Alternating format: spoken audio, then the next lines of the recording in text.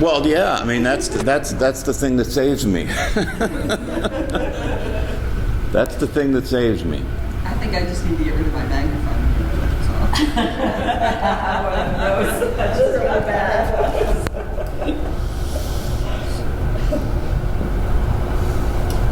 Yeah, you know, as you get older and the body starts to go, it's an opportunity to practice experiencing yourself as other than a body. That I say practice because it's inevitable that the mind is going to react to the fact that the body is going to hell, right? You look in the mirror and it's like, shit, you know, it's like, what do I do now?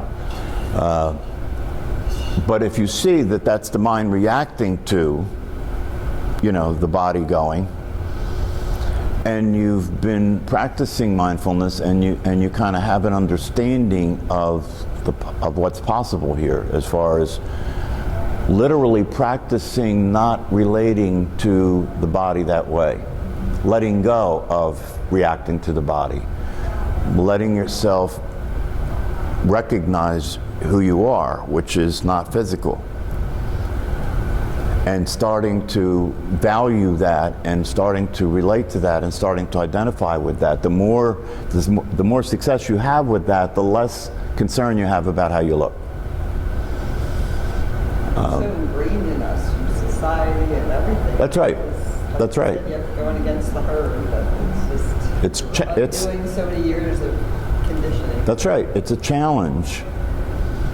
It's a challenge. But you see, the reality of it is if you have these reactions to the way you look physically and how that's changing as you age, and you have mindfulness that allows you to see a way to get free from being trapped by that, that's a good, you know, that's a possibility. That if you don't have that, you're left with suffering.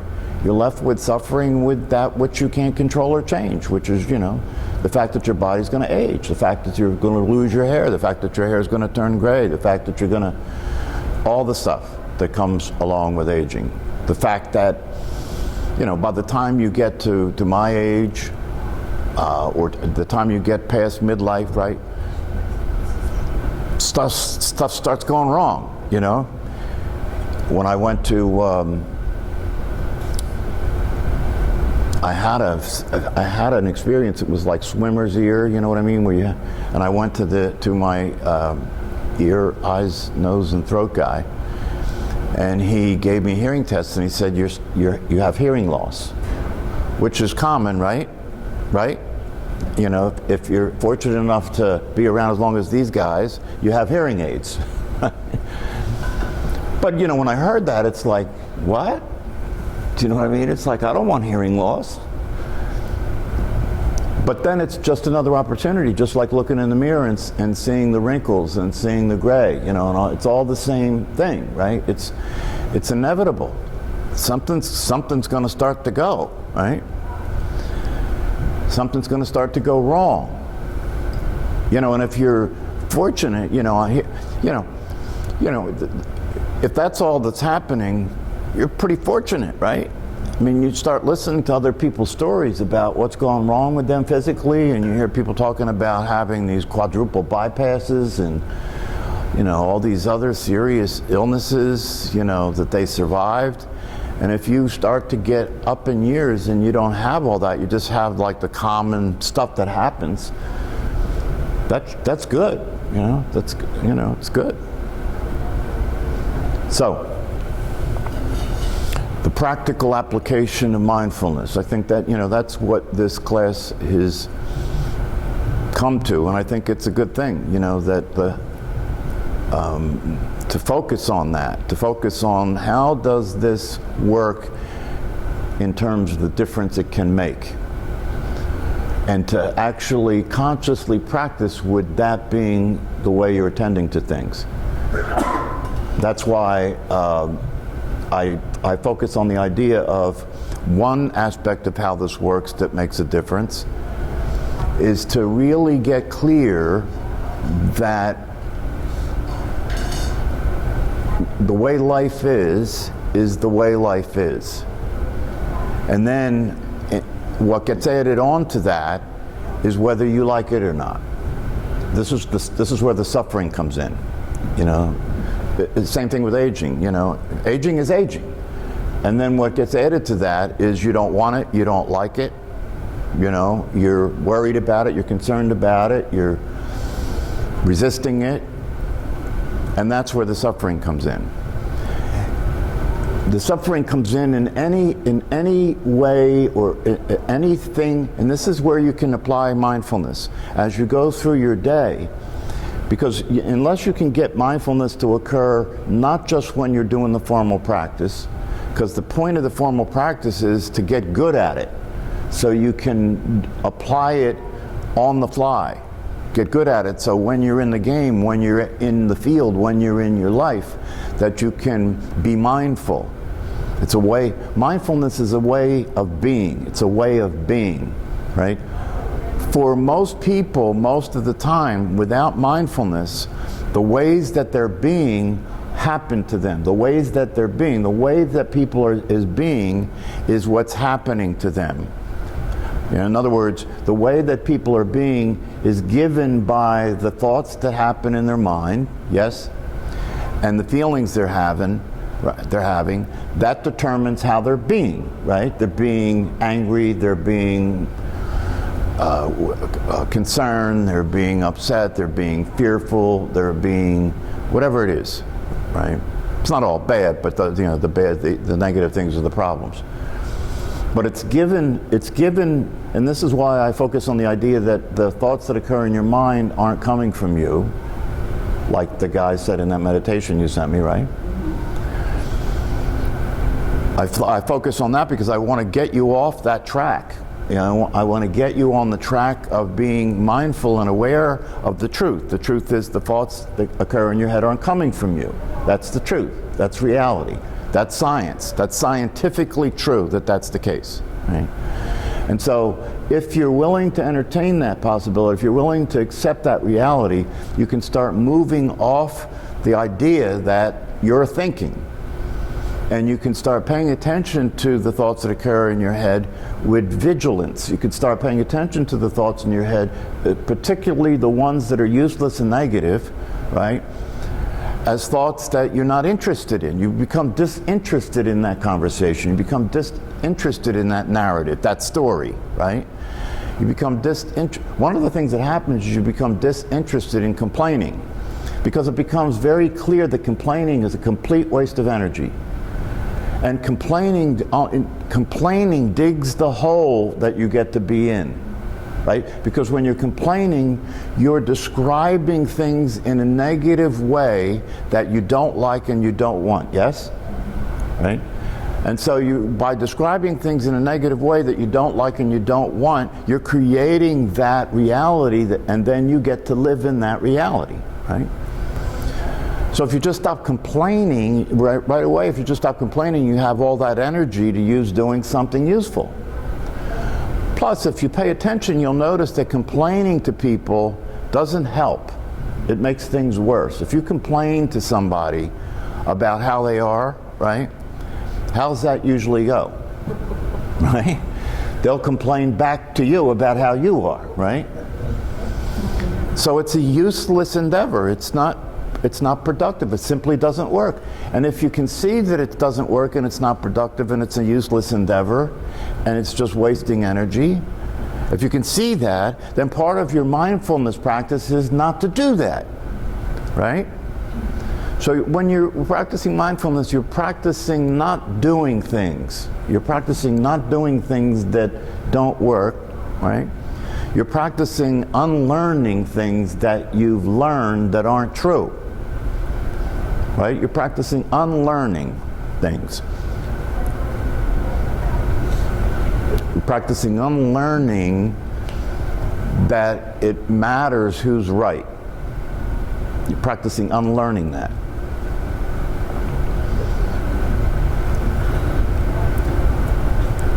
So it's the formal practice is important because it's where you build the muscle of mindfulness. It's how you get how you get good at being mindful in life in general. And the application of mindfulness in life is nothing more than simply being awake and aware of what's going on.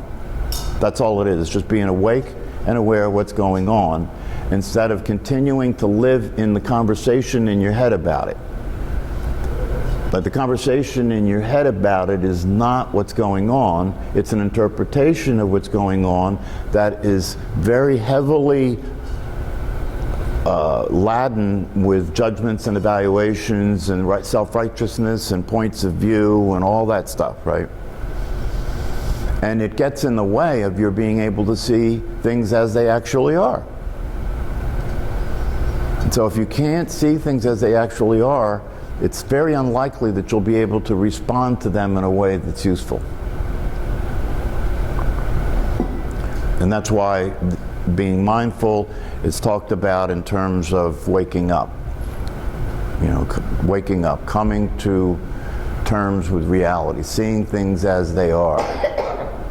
And the way you see things as they are is to notice the difference between that and what's going on in your internal world in terms of the way you feel about it, the way you think about it. To just know that there's a difference between that and the way things actually are. Goes back to the, goes back to the music thing. The music thing is just, whether it's an interesting thing when you start to examine this and when you start to see it in relationship to the way people are being, how people are reacting to things as if their reaction is the truth. It's interesting when you see that, right? And it's interesting that when you see that with yourself. And if you see that your reaction is not the truth, then the question is, can you pause? Can you stop just being in that and look beyond that to see, okay, what is so? And what you'll see is the case is that what's happening is just what's happening. The rest of it is confusion. The rest of it is interpretation. The rest of it is reaction. But it takes practice to see that, right? It takes practice to see things that way because we're so heavily conditioned to be in a state of mind in which we are confusing the way things are with the interpretation we have about it. So as far as the basic practice is concerned, and I do want to, I don't think I sent out a link yet to the talk that Dan Harris did with the guy from CNN, right? I didn't send that out yet? I'll send that out today. That's really good. And the reason it's really good is because they're talking about meditation, and Dan Harris has this guy who's a meditation teacher that in the second book that he just published, him and this meditation teacher, I can't remember the guy's name, from Canada, wrote the book together. So he brings him in, and they're not only are they talking about meditation, but they're talking about it in terms of the psychological and practical value of it, the difference it makes to practice it.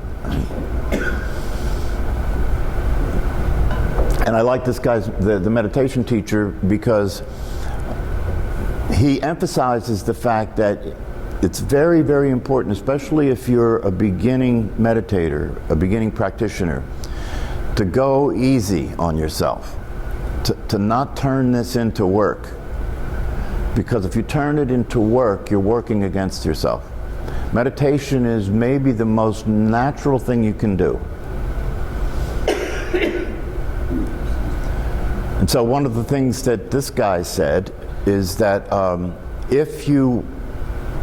so there's flexibility here. You can, so somebody asked him, for example, should you play music when you meditate? Or you shouldn't do that. And he said, and this is the thing that's important, he said it depends on how it is for you. If music creates an atmosphere that's conducive to your meditation, then of course use that, right? If the breath is difficult, for some people, using the breath is a difficulty. They have difficulty with it for whatever reason. It doesn't matter. Then fine. Then find something else to use to have that be the object of your attention. Because that's all you're using the breath for, is something to pay attention to, so that when your mind wanders, you can bring it back to that. You could do that with the music. You could do that with anything. And then there's the mantra or the counting, right? Those are tools to help you concentrate, to help you maintain your focus, right? To count. And I think everybody should try that, you know. Should try counting, 1 to 10. It's a particular technique for meditation. Each time you breathe, it's 1, and you do that until you get to 10, and then you go back to 1. And when the mind wanders, you go back to 1 and start from there again. So it's just a way of focusing attention on something specific.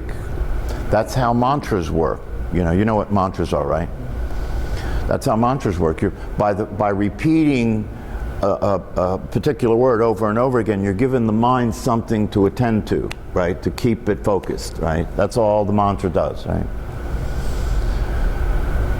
So this whole business of I sense, and I think it's the case with a lot of people, when we do the practice, a lot of times when I look around, I sense people working.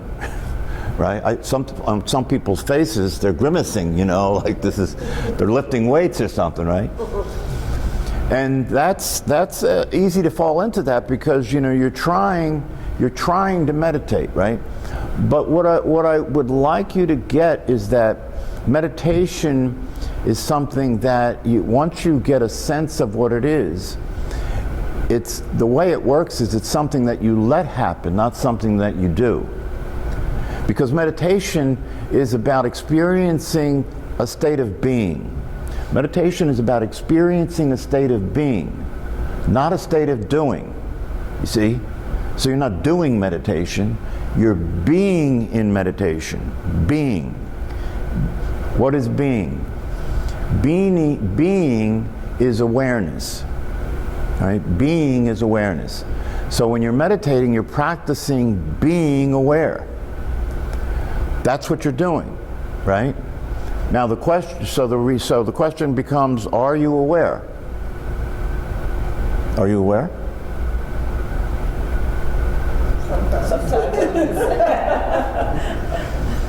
Well, see, you answered a different question. The question you answered it is, how aware are you, right? But not are you aware, right? If you weren't aware, you couldn't answer the question because you wouldn't hear it, right? So you are aware, right? So when you do meditation, what you're practicing is you're being aware of being aware. That's what it is. Now, how hard is that? How hard is being aware of being aware? It's really just a slight, right? It's just a slight shift, right? I'm aware, but I'm noticing that I'm aware. I'm being aware that I'm aware. It's an interesting thing. That's what mindfulness is. Being aware that you're aware is a completely different experience than just being aware. Because if you're aware that you're aware, now you can use that awareness. This is mindfulness. If you're aware that you're aware, you can consciously and intentionally be aware instead of just being aware. Do you see the difference? You can consciously and intentionally be aware. But it feels good when you feel like, oh, I was aware of that. Like it doesn't, obviously we're new practitioners, so it doesn't come automatically, but it feels like it's more of a occasional thing than a routine thing for me. Like I thought, oh, it's working. Yeah. Well, that's what the practice is, right? That's what the practice is, being aware that you're aware. The practice is noticing that you're aware, and then using the fact that you're aware to see. Using the fact that you're aware to see. So the ordinary awareness is just happening. It's not consciously happening, you see. For most people, there's awareness there, but it's just happening. It's taken for granted. It's not understood to be of particular value. It's not understood to be distinctive. It's not seen as distinctive. When you see it as distinctive, you're being mindful, and when you're being mindful, mindfulness opens up a whole new realm of possibilities. This business of having a body instead of being a body, right? That's a whole realm of practice, right? To practice having a body instead of being a body. To practice experiencing the truth of yourself as consciousness itself versus being a body. You know, I've been looking into this recently, the whole idea of identifying with a body. And it's amazing how profoundly identified we are with being a body. Profoundly identified with being a body. And yet at the same time, if you can be attentive to your conscious awareness, right, and experiment with it, it's possible for you to notice yourself as not a body. It's possible for you to notice yourself as not a body. It's a relatively simple thing. If you, and I've said this to you before, and I'll continue to say it, so at some point, maybe it'll kind of, you'll experience it, you'll see it. If you are aware of your body, right, can you be aware of your entire body right now? No. You can't? Just allow your awareness right now to be aware of your entire body. My voice is... Allow your awareness to be aware of your entire body, right? Are you? Yeah, because if something hurt, you notice it. Yeah, but not even that. Just notice that I can be aware of the whole body. Yes? Yes. You can be, yes, right? So if you can be aware of the... Now this is very tricky, but I promise you it's true. If you can be aware of your whole body, right, you can't possibly be in it. You've got to be outside of it. Do you follow? If you can be aware of your whole body, your awareness is larger than your body, because your awareness is aware of your whole body. If your awareness was located in your body, you couldn't be aware of your whole body, because the awareness is in the body, right? But if you can be aware of your whole body, then your body is in awareness rather than awareness is in your body. If you play around with that, your body is in awareness. Yeah. So when people have like a near-death experience and they say, oh, like I floated up on and I saw what was going on with me, is that like them really experiencing? Well, is that they're kind of outside of their physical form? Yeah, I mean, you know, if your body's in your awareness, that would indicate that you could see your body from outside, right? So people have had experience out of the body experiences, right? And so it becomes possible. You see, it becomes possible to do that. But in order to do that, it has to be an extreme situation like that, where you're dying, or you have to be somebody who has practiced experiencing awareness other than the body consistently over time to be able to pull that off, right? What about dreams? If you dream that you are flying or you dream in colors, is that being out of your body kind of thing? Well, yeah, I mean, when you're dreaming, right, you're dreaming that you're in the dream, right? You're not dreaming that you're in your body, you're dreaming that you're in the dream. What if, so this is the suggestion, what if that's actually reality? Because what if the case is that, and I'm saying these things because I want to tempt you to be interested in these possibilities, right? What if it's true that your body's in your awareness, try this on. How about the world is in your awareness? Normally people, the way people operate is that, your awareness is in the world, yes? Right? But you think it is.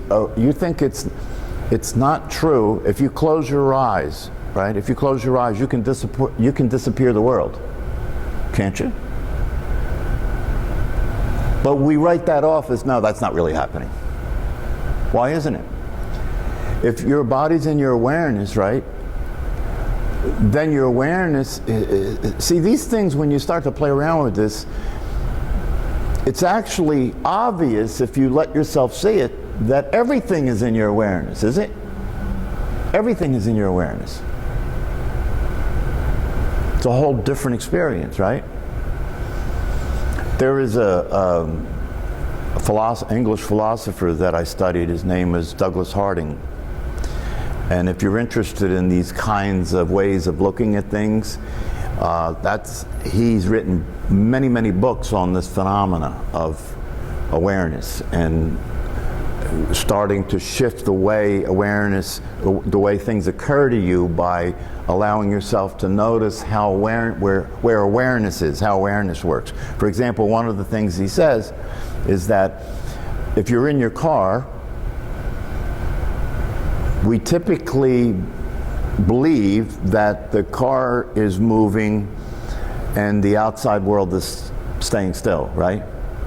Well, next time in your car, just see if you can allow your perception to be that the outside world is moving and the car is staying still. If you look at it that way, you'll actually see it happening like that. Try it. You'll see that it happens like that. And in fact, I had my dog in the car, right? And see, the dog hasn't learned about what's moving, what's not. We have, right? The dog hasn't learned that, right? So I'm watching him in the car, and I see him look down in the car. And he's looking at the car. Now, I could be making all this up, but I don't think I am. I mean, ultimately, I'm making everything up, right? So are you, by the way. But nonetheless, right? I saw him in the car, looking down in the car, and when you do that, when he did that, the car's not moving, right?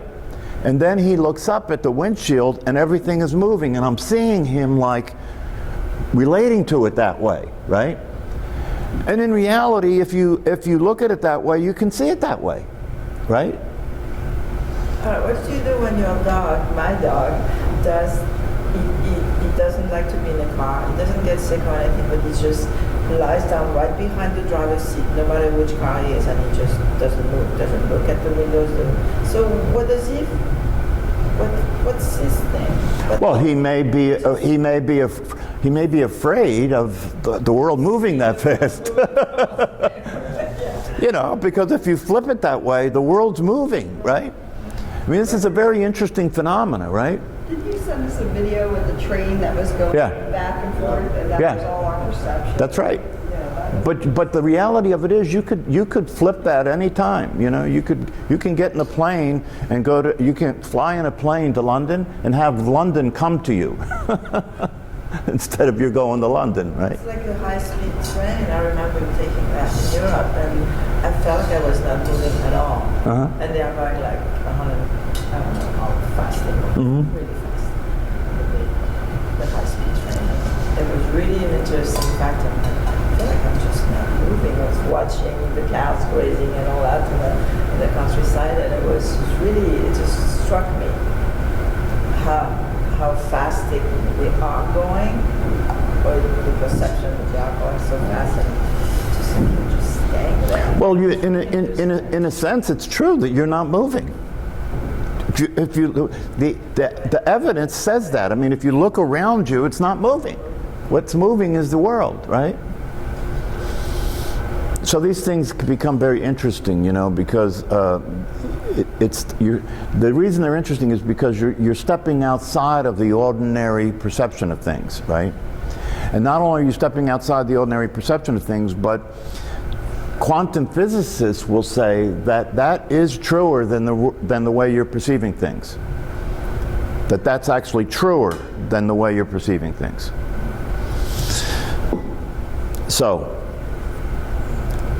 I mean, I'm just bring that up because I think it's fascinating. You know, consciousness and awareness is to me the most fascinating possible subject, right? I mean, it's the ultimate experience of reality is to deal with awareness itself. And what is the nature of awareness itself? How does awareness function? It's an interesting phenomena that when you pay attention, now just consider this, because you know, the more curious you get, the easier it will be to do these practices. If you consider the fact that when you pay attention to something, right? If I ask you right now to pay attention to your feet, right? Something changes, doesn't it? What is that? That's such a phenomenal, you know, that's an interesting phenomenon. Whatever you pay attention to changes. Your awareness of it changes it, you see? So your awareness of your mind changes your mind. Your awareness of your behavior changes your behavior. Your awareness of your emotions changes your emotions. This is the application of mindfulness. And if you pay attention, you'll see that that's the case. That's what I'm talking about when I say if you pay attention to your mind, if you pay attention to the voice in your head, the voice in your head changes. If you pay attention to the voice in your head, your behavior changes because you're noticing something that you weren't noticing before, and just the fact that you're noticing it changes it. So when we practice well-being, you know, the neuroscientists talk about well-being and they say that well-being is a skill that you can practice, right? This is a revolutionary thing. It's a good thing, right?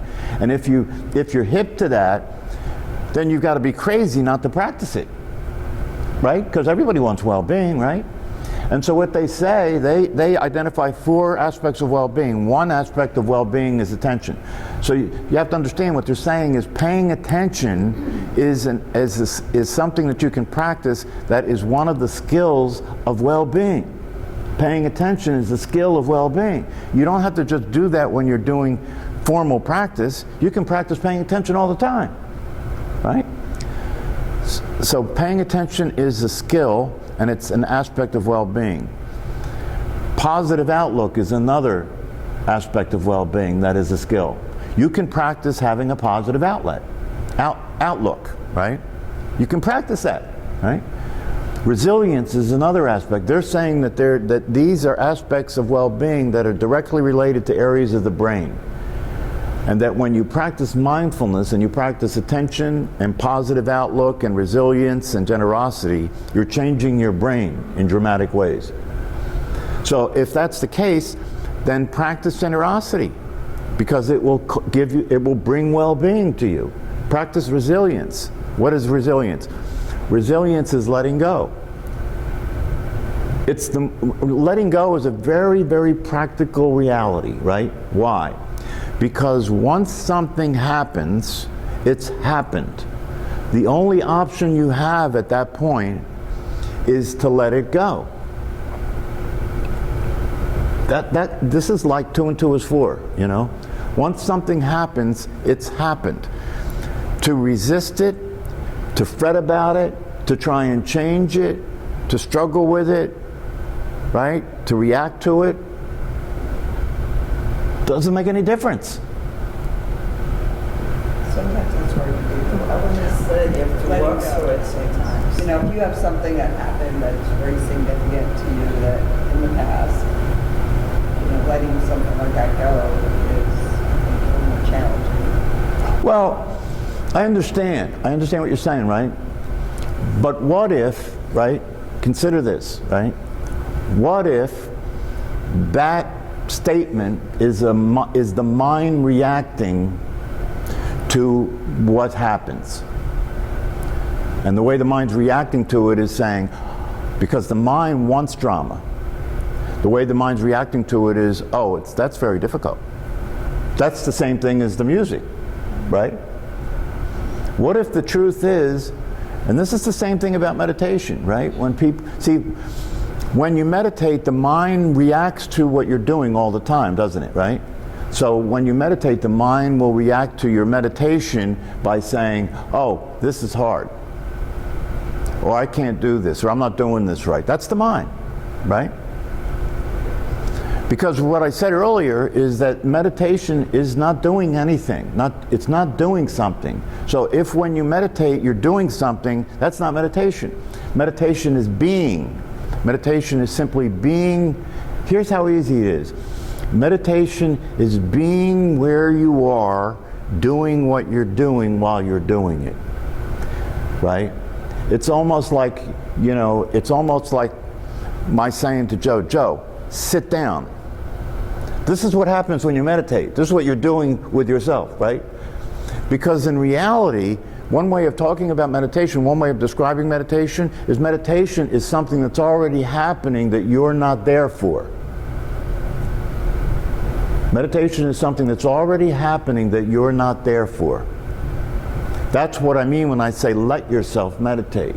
Stop not meditating. Stop not meditating. So it's like me saying to Joe, sit down. Come on, sit down. And then Joe's going to try and sit down now. Do you see how that's going to work? He's already sitting down, right? You're already aware, and to be aware that you're aware is a slight adjustment, yes?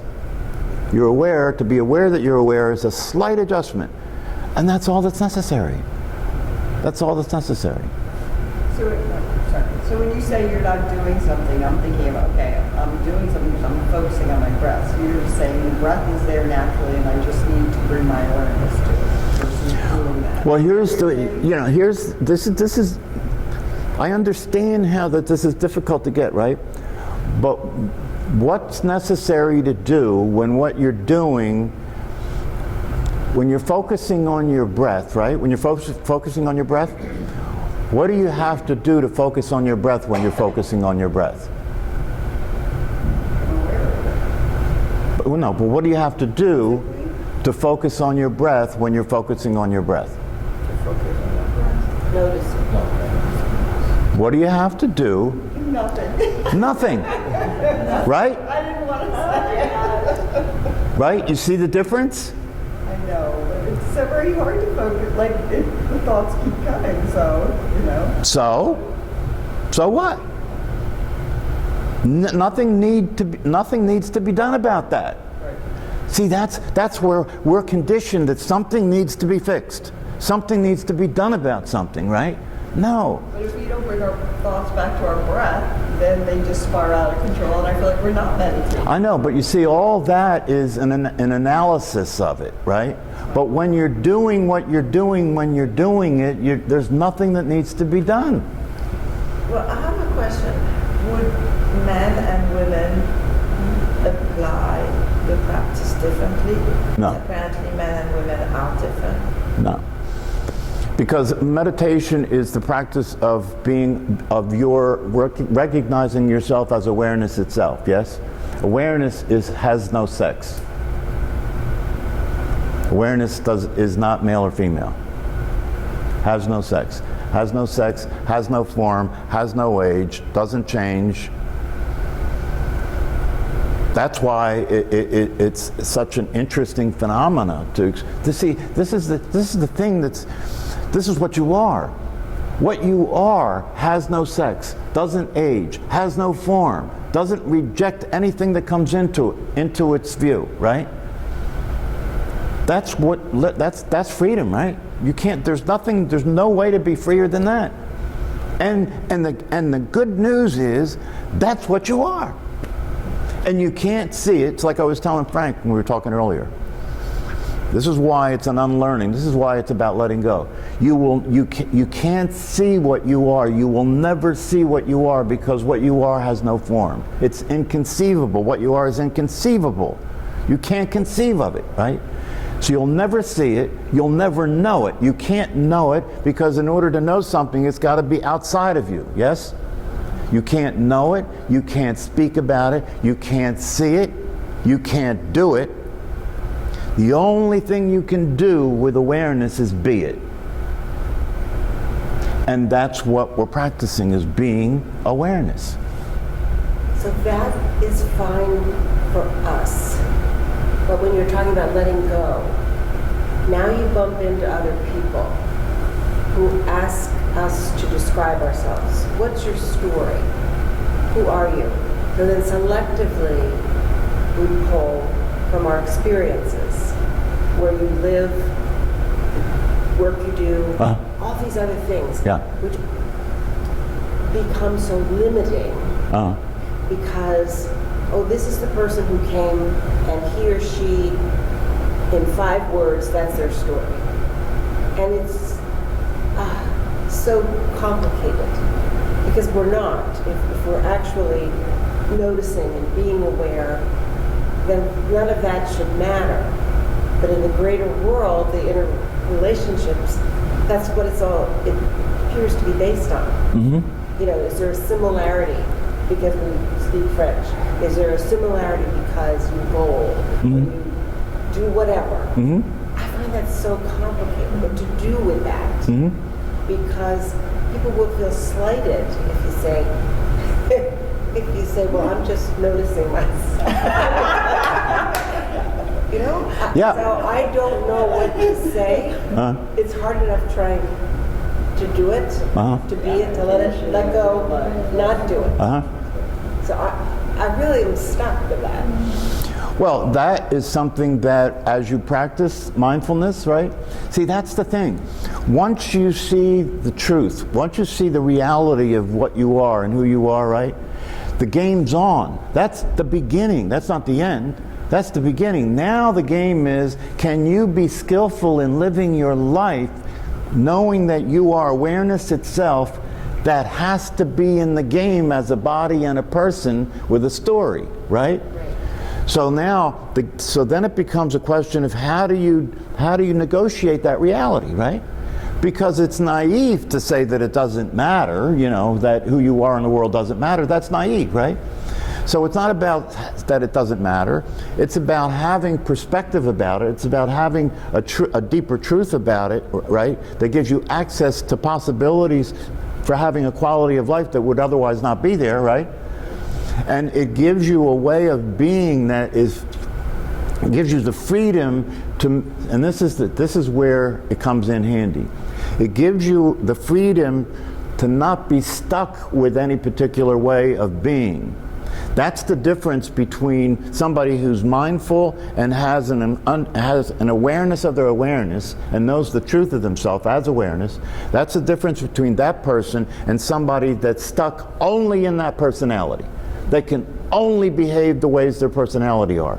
But once you learn this, once you experience this, you're free from that limitation. You're now free as awareness to choose to be ways that your personality can't be. Because you can see possibilities you couldn't see from that personality. That personality is seeing things only in relationship to the past experiences that you've had. Awareness is different. Awareness is beyond that, right?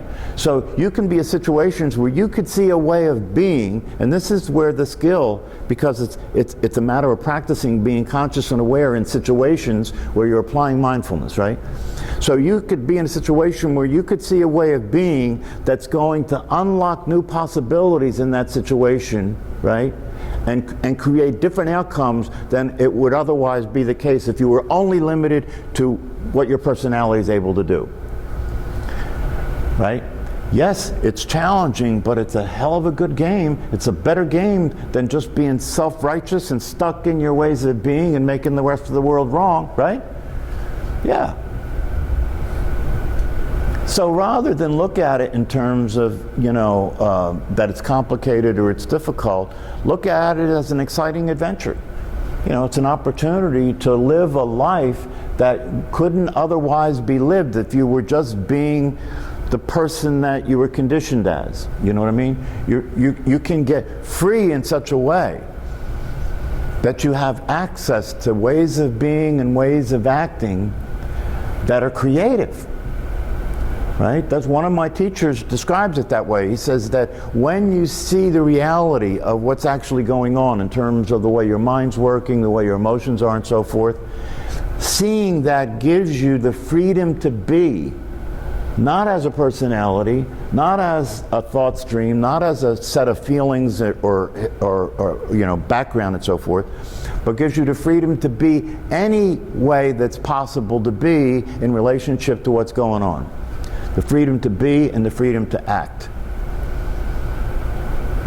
That's why the practice of mindfulness and to establish yourself as a mindful human being has you become an agent of change in the right direction, has you become somebody that can make a difference in the world, right? Not in a world of right and wrong, not in a world of manipulation and domination, but in a world of freedom to create a future. That's the ultimate freedom, right? Freedom to create a future that wouldn't be a future that would be given by your past. It's a future given by your vision for what's possible. That's the beauty of awareness. So you're right. It's a very challenging thing, but you're in a position to do very profound, powerful things in terms of changing your own brain and changing the patterns of your behavior and the future that you have as a human being. That's a hell of a gift. Yeah.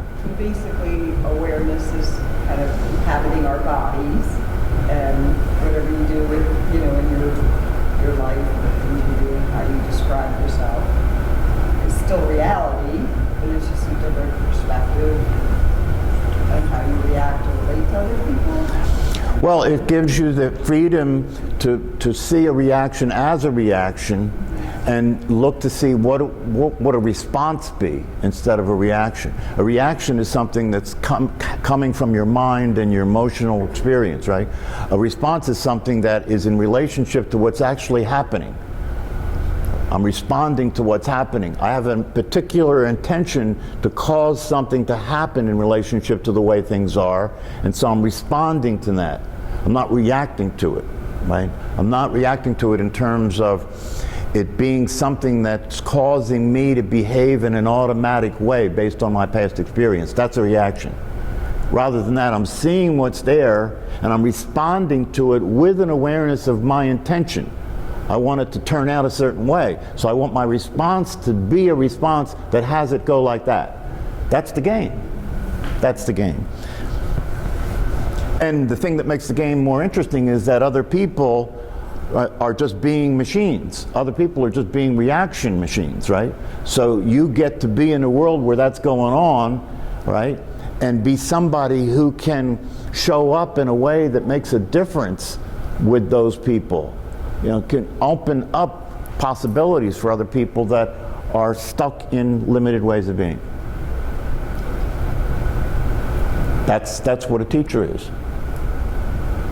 It seems to me like America is one of the hardest places to live for mindfulness. It seems like other cultures might be closer to the way they teach their children how to react and respond. Yeah, you're probably, I think that's true.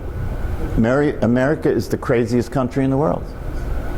The evidence is pretty clear, right? It's the country with the highest murder rate, the highest prison population, most people dying from drugs, right, and alcohol, right? Highest mental illness in the world, right? So it's an interesting paradoxical reality, because while that's the case, the fact that that's the case, it produces an incentive to get out of that rut, gives people an incentive not to be victimized by that reality. So yeah, it probably is a lot. I have no doubt that it would be a lot easier to be in a world that is less crazy than this, and there are other places in the world that seem to be pretty much less crazy than this. Yeah. All right, let's practice.